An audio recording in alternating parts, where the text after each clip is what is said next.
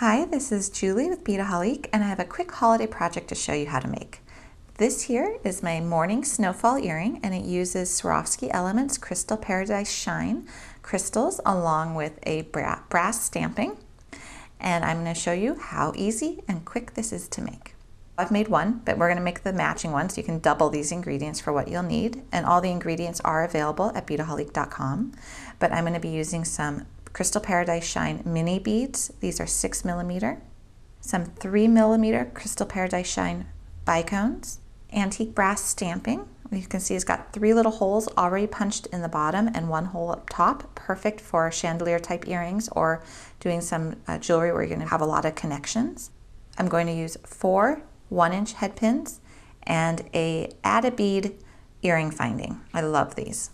And in terms of the tools you're going to need a pair of cutters, a chain nose plier, and I'm going to be using a wire looping plier. I love this because it's got the round nose and then it's got the concave nose, and this allows you to really quickly and easily make either simple wire loops or wrapped wire loops. So to put this together, we're going to start by placing onto a head pin 1 bicone, 1 of my round mini beads, and a second bicone. If you're using traditional round nose pliers, you might want a little bit of a larger head pin, perhaps a 1.5 inch or a 2 inch. Okay, so now we're going to take our wire looping pliers. If you've not seen these done before, they're amazing. I love them. I'm just going to go ahead, put them above the last bead, compress, and they make half my loop for me, which is wonderful. Just going to rotate, pull it around, and there I've got my simple wire loop. Just go in with my cutters and trim it. And now I'm going to make 2 other little dangles, and these are just going to have 1 bicone and 1 mini bead. Again, just going to make that simple wire loop up top.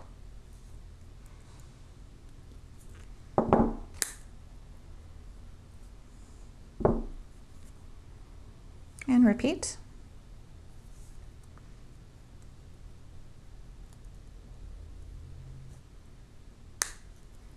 Now to hang these on to my snowflake, I'm just going to open those simple wire loops just like I would open a jump ring. For the ones that are just the 1 bicone and the 1 mini bead, I'm going to connect it onto the side loops of the snowflake. Close it up. And I've got the one which is a little bit longer, which is the one I want for the center.